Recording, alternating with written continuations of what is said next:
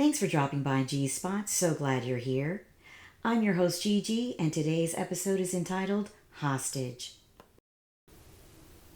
I chose to post this topic for the first episode because given the social climate we're in right now, I believe it is necessary.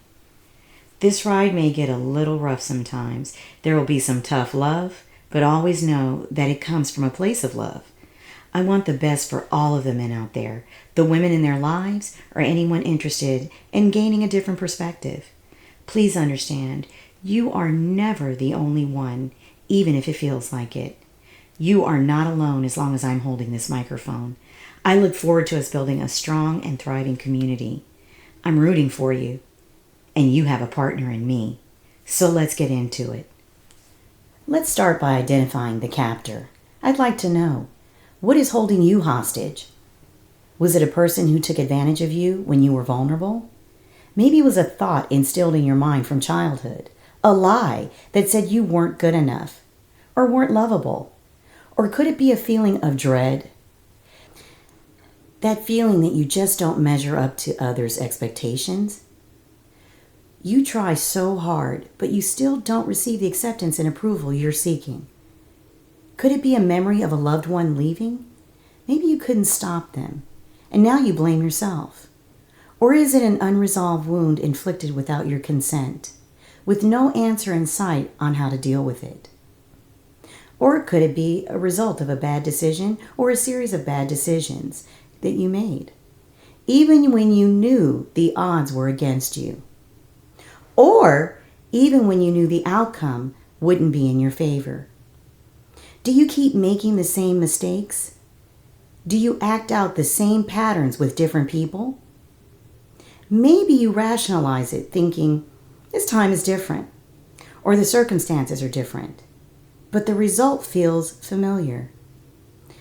That same feeling of disappointment and hopelessness weighs you down. Now let's discuss the pattern. Most often than not, we hold others hostage to our past experiences, rejections, and hurts. It isn't fair to you or anyone else to hold people hostage based on what happened to you in the past. Yet, it seems to happen on autopilot. We don't even realize we're doing it in the moment. Unfortunately, these same old patterns set us up for disaster. Soon, it becomes the beginning of the end with anyone new who comes into your life. It creates conflict. Suddenly another wall is built, another layer of anger and frustration that starts to erode your core further and puts distance between you and others. And how do you respond? Do you withdraw, disappear, withhold affection or love? Do you punish others because you lack the courage to address the situation? Here's the truth. When you punish others for those unresolved feelings, you actually punish yourself. You lose relationships, and you miss another opportunity to heal that hurt. You have to be hypervigilant.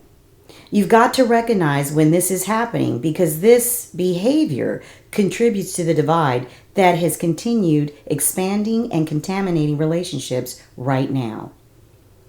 If you keep rehearsing and nursing that hurt and never dispersing it, it only will progress. It'll leave you angry, bitter, and frustrated, and you feel like you're back at the beginning. It's happening all over again. This is what I like to refer to as self-sabotage. Isn't it interesting the stories we create in our minds, the lies we tell ourselves? We replay every negative dialogue that traumatizes us instead of dealing with reality and simply acknowledging that I am really hurt. This is self-sabotage. It's isolating. You're consciously or unconsciously pushing others away to avoid pain. Do you realize when you are projecting your unresolved betrayal onto others? When you do this, you are quietly asking them to absorb your anger and irritability. You get triggered by an innocent bystander and splash your pain onto the person in front of you. It's devastating, harmful, and sometimes irreparable. This ruins relationships. It creates a hostage situation for the people in your life, and it scares away the ones who wanted to be part of it. It's a sobering moment when you notice people pulling away or ghosting you. That is the sign. It's time to stop ignoring the real issues. It's time to get to the root. When you avoid dealing with insecurities, continue to hide vulnerabilities, and are constantly trying to people please to avoid the pain of your past, you become an emotional hostage. You become stuck in your own emotional patterns, and it prevents you from creating genuine connections and living authentically. So let's break the cycle. It's time to identify the original offense, the first hurt that is stunting your growth, that original hurt. If possible, take the wound to the original perpetrator. If that isn't possible, it's time to forgive them so you can be free. You can't hold everyone who comes into your life hostage for what the last person did, or the person before that, or what happened to you in childhood. Ask yourself, how many hostages have you created because of past wounds you could have avoided? An emotional hostage in a relationship uses manipulation, guilt, fear, or threats to control the other person. It makes them feel trapped, responsible for the other person's emotions, and unable to set boundaries. Then it turns to guilt tripping, silent treatments, maybe sometimes even self-harm. This is emotional blackmail. So now the person feels they're being coerced into reactions to avoid negative consequences, leading to anxiety, isolation, or just feeling drained. This is how we lose ourselves, and we don't voice our needs. We have to alter our actions to avoid upsetting the other person. That's not a way to live. We just keep repeating these cycles, and now we're hostage to one another, walking on eggshells and living in fear. You never know what version of the person you're going to get when you're around them. This is what I like to refer to as a Jekyll and Hyde syndrome.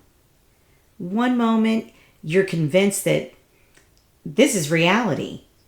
And the next moment, you're convinced that, no, it's not. You're in a constant state of emergency. It's time to stop and acknowledge and honor how you feel. Set some clear boundaries and stick to them. You have to explore this uncomfortable feeling. And then you need to decide, how am I going to deal with this?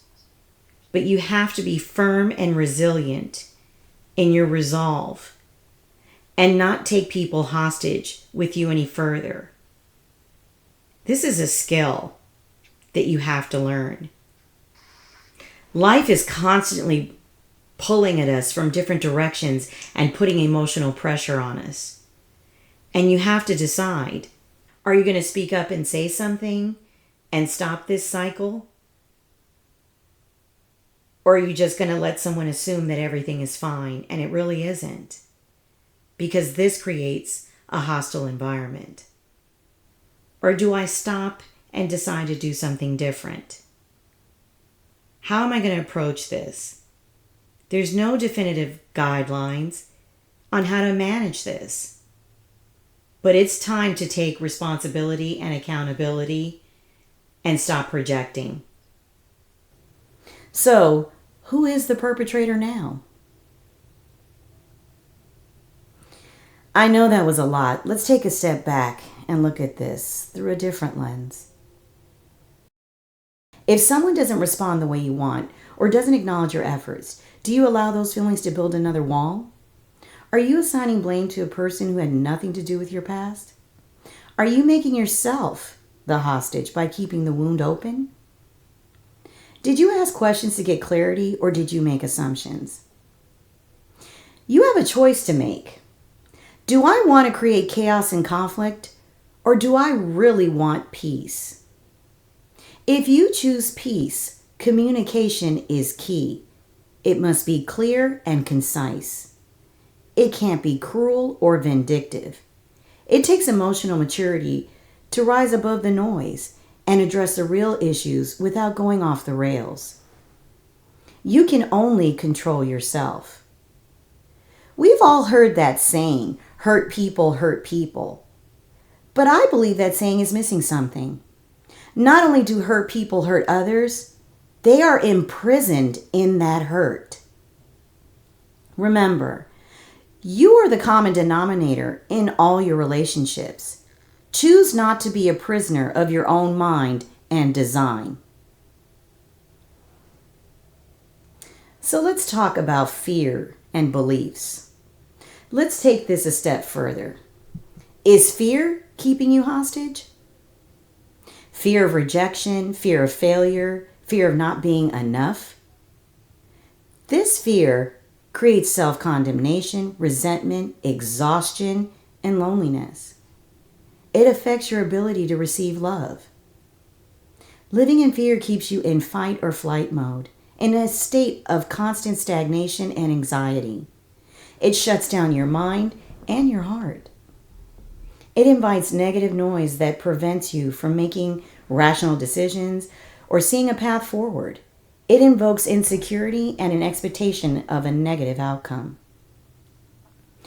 I want to encourage you to learn to love yourself and sit alone in your own company so you can start to recognize who you are and what you carry. This is your new superpower, and no one can take that from you. Remember, fear is not your friend. Stop inviting it in, rescind the invitation, and take back your power. Here's a tip.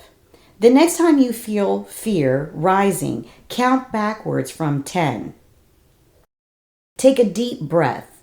Let your nervous system come to a place of rest. And what about your belief system? Are you holding on to old ways of thinking that no longer works? Ignoring the need for change will keep you stuck and make your world smaller. You know, it's a humbling thought to examine and reassess what we've been taught or have chosen to believe. We all need to readjust our radars and change course from time to time and reflect on what beliefs we're subscribing to. It's time to take the temperature and see if the thermostat needs to be reset. Ask yourself, is this belief benefiting my goals? Or is it a hindrance to the man I want to become? Are you leading with your ego and just calling it a belief system? How can you succeed without making any adjustments or creating space for others to contribute to your life? Developing new ways of thinking is freeing if you lay down your ego. You owe it to yourself to let go of the positions that are mentally bankrupting your life. Being performative instead of authentic is a disservice to yourself. If you imposed your judgments on yourself, how would that feel? I know it feels risky, but what if it actually works? Being inflexible creates a very lonely existence. Sometimes the ties that bind can be the very same ties that strangle you.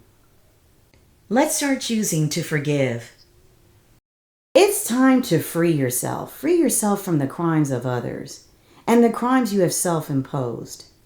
Free yourself from the would have, could have, should have replaying in your mind. Stop giving those thoughts power. The weight is poisoning your future. Once you start dispersing that weight, the walls will start to break down. A new path will present itself. I'm sure this sounds easier said than done. It isn't simplistic. But we have to start somewhere. Even if you just tell yourself every day that you are worthy of love, connection, and relationship. That is the first step in the right direction. Lastly, I'd like to say to all the men listening, I want you to be free. I want you to live in peace, not in pieces. No longer stuck in old cycles, but living life to the fullest. Your future still has so many beautiful possibilities. So today, create a new narrative. Give yourself the grace to do the work.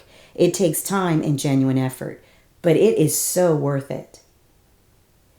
If this resonates with you or you have comments, good, bad, or indifferent, I would love to hear from you. You can comment below or reach out to G-Spot directly at gspot2025@gmail.com.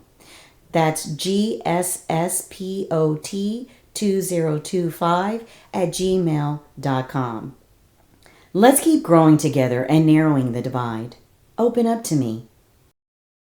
So if you've enjoyed what you've been hearing thus far, please don't forget to like, subscribe, and share this channel. And don't forget to hit that notification bell. We'll be uploading new episodes once a week. And thanks again for stopping by G-Spot.